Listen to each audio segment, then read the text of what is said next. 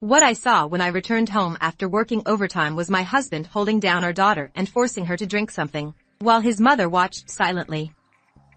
I saw my daughter lying unconscious and limp beside them, and I lost control of myself, jumped on them. My name is Liliana. I'm a 30-year-old housewife who works as a teacher at a high school. I married Adrian, who is 2 years older than me and whom I met through a circle activity during my university days. We celebrated our 5th wedding anniversary, and 3 years ago, we had our daughter, Lily. My parents' house is near our home. With my mother's help right after childbirth and my husband's concern for me, I was able to face my daughter with ease during my childcare leave. Then, 2 years ago, when we found a nursery school that could take care of our daughter, my mother-in-law, who was living with my brother-in-law and his wife in another state, offered to live with us. I knew that my mother-in-law wasn't getting along well with her strong-willed daughter-in-law, so I gladly accepted the offer. Until then, my relationship with my mother-in-law had not been bad, and I thought it would be reassuring to have her help as a senior in child-rearing. My mother-in-law is a sociable person, and she quickly became friends with the neighbors. The day after she moved in, I saw her having fun, and I thought it was good to accept her living with us. About a month after we started living together, my mother-in-law suggested that we withdraw our daughter from the nursery school because she would take care of her at home. My husband agreed with his mother's opinion. Although I had entrusted most of the nursery school pickups and drop-offs to my mother-in-law, I was honestly uncomfortable when I heard that it was too much trouble. We finally found a nursery school. "Why don't we keep her there?" I said. My husband replied, "What are you talking about? It costs money to send her to a nursery school, and it's a waste to not have my mother take care of her at home." My mother-in-law added, "That's right. Raising children costs money. You have to save money by cutting unnecessary expenses." My husband continued, "Yeah, that's right. My mother raised us brothers splendidly. Isn't it more reassuring than leaving it to young nursery school teachers?" Our daughter was forced to withdraw from the nursery school by the two of them, and I was pushed aside. After that, my mother-in-law started taking my daughter out frequently to her hobby circle and other places. Around this time, my daughter started crying at night and getting sick more often. I wasn't too worried about it because the same thing could happen even if she went to nursery school, but the problem was my mother-in-law.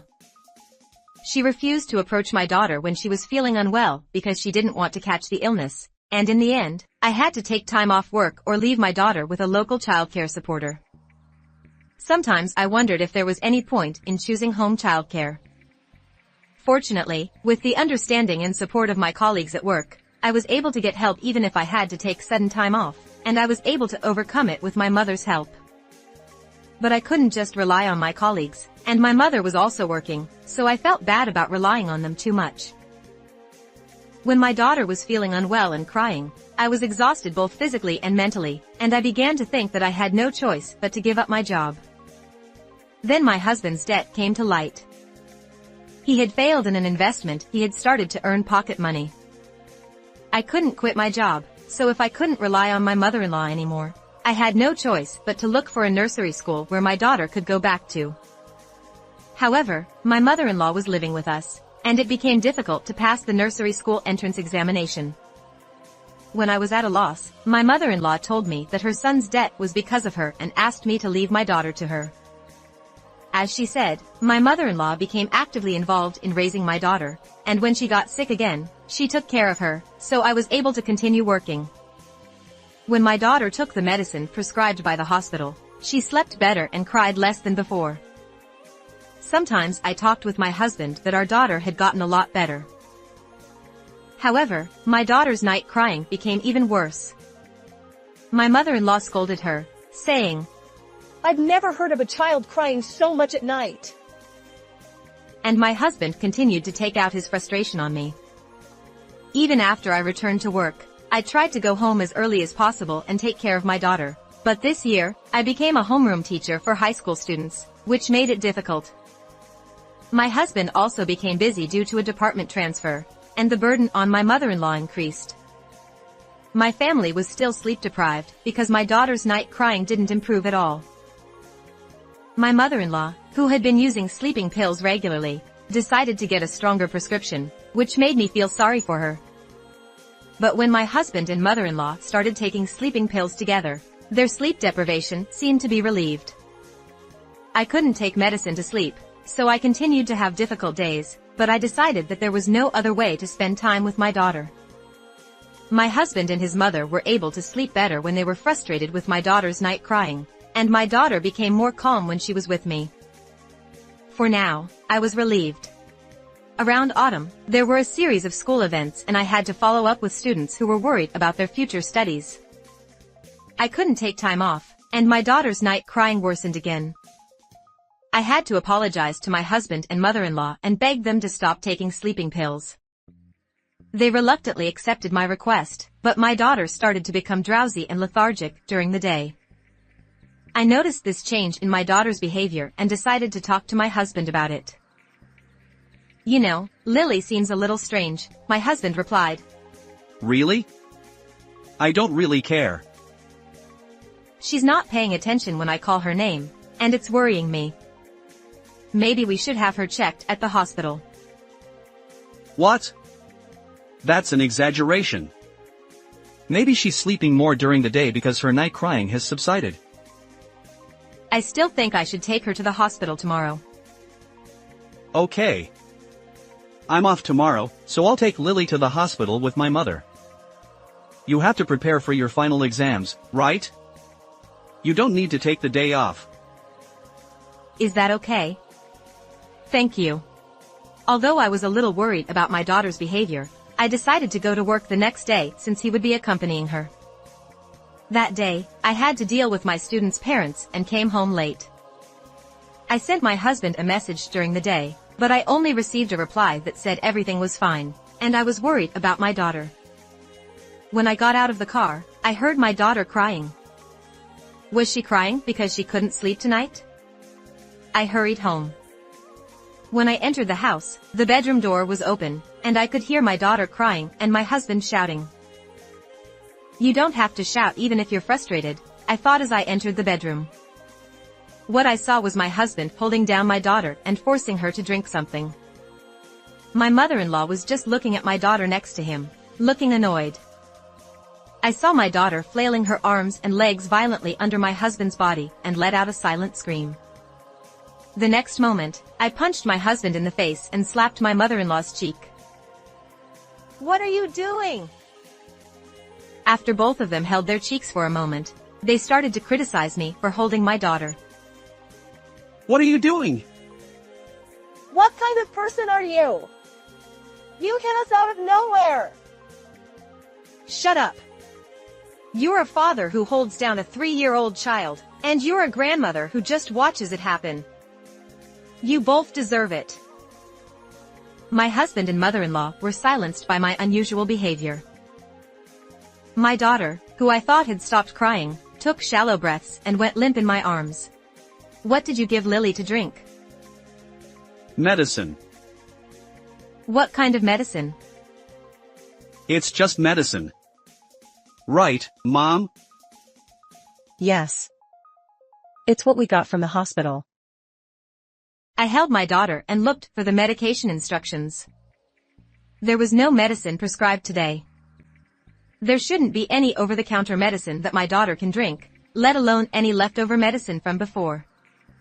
While I was doing that, my daughter lost consciousness and started foaming at the mouth. I called an ambulance on my smartphone while giving first aid to my daughter, but she never regained consciousness. It felt like a very long time from when I held my daughter to when we arrived at the hospital by ambulance. When I saw my daughter being taken to the treatment room at the hospital, it seemed that my husband and mother-in-law had arrived late. They approached me looking annoyed, but didn't seem to be in a hurry. They were holding their cheeks, which were purple and swollen, with a handkerchief. Maybe it was just my feelings, but it seemed like they were annoyed that my daughter had become like this. I confirmed that my husband was standing next to me and asked again what he had given my daughter to drink. Sleeping pills? He said, glaring at me as if it were nothing. Sleeping pills.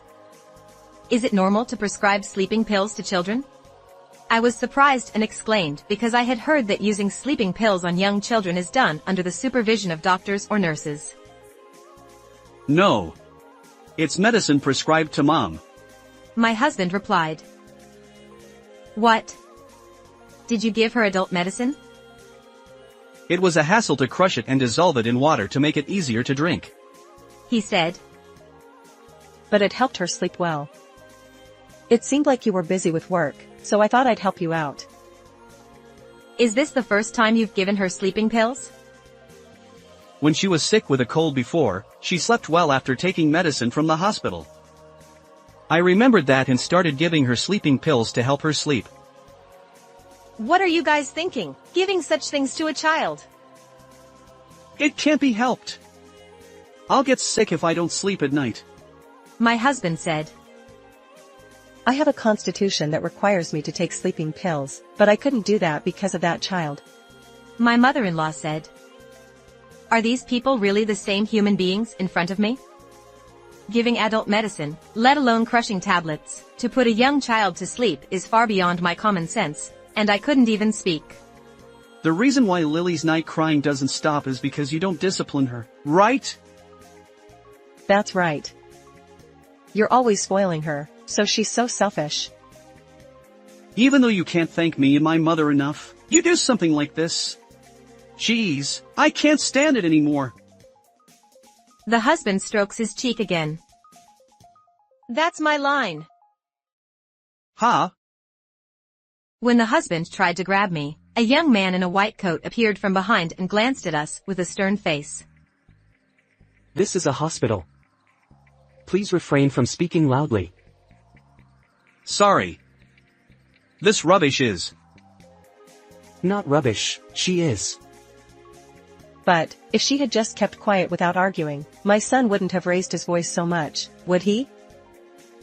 The male doctor sighed heavily at the words of the husband and mother-in-law and continued with a stern expression. No, it was a story that made me want to argue even though I'm a doctor. Is it true that you gave your child sleeping pills? What's wrong with that? What's wrong? It's not nothing. I can't just stay silent when I hear that you gave adult medicine to a young child.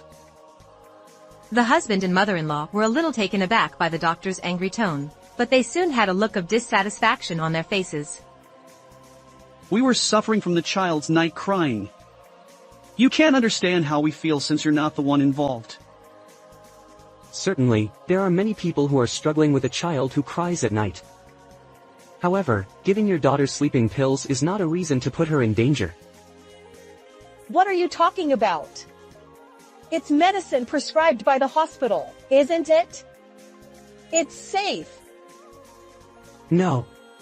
Sleeping pills prescribed for adults are dangerous for children. You don't have that kind of knowledge, do you? Well, the doctor who prescribed it and the pharmacist didn't say anything about it. It is a well-known fact that you should not transfer medicines prescribed to others. We prescribe medication after assessing the patient's condition. If you give a person the wrong medication, it can be life-threatening. I wouldn't know that unless you explained it to me. That's right. If you're going to be so noisy, you should explain it. Then it's the hospital's fault if something happens to my daughter. Stop it already. Don't just make excuses all the time, both of you. A low voice escaped my mouth at the attitude of them who did not show a repentant attitude. Lily's situation is undoubtedly your responsibility. We didn't know, did we? It's not that you didn't know. You just didn't try to find out. If you think about it a little, you can understand that you shouldn't do such a thing without being explained. I can't imagine a daughter-in-law talking back to her husband in my day. Huh? If the wife can't correct the mistake of the husband who put my child in danger, I'll quit as a wife. Well, today's daughter-in-law is just like this. Certainly, I have worked, so it is true that I have caused trouble for my mother-in-law. That's right. You know how much we've suffered from night crying. But wasn't it my daughter who was suffering? Without thinking about the cause of night crying, you took her around and didn't even look at her when she got sick. But old people like me can't afford to catch a cold. I see. So you forgot that children are not just cute. I'm fed up. Hey! You too. My husband and daughter's father, who don't even try to think about anything other than themselves, are not necessary for us. What you did to your daughter was assault. Be prepared to take appropriate action by filing a complaint.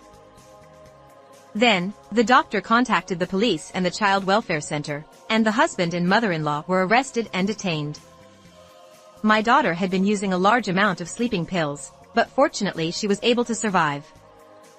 I divorced my husband and received my home as compensation, but sold it and moved. The former husband was charged with assault against his daughter. Since I did not agree to a settlement, he was sentenced to prison as it was. Now, my daughter has completely stopped crying at night and has no after effects of sleeping pills, and is living with the help of my parents. I am just happy to see my daughter's healthy appearance. How was this story? Please subscribe to the channel as well. Let's meet again in the next video.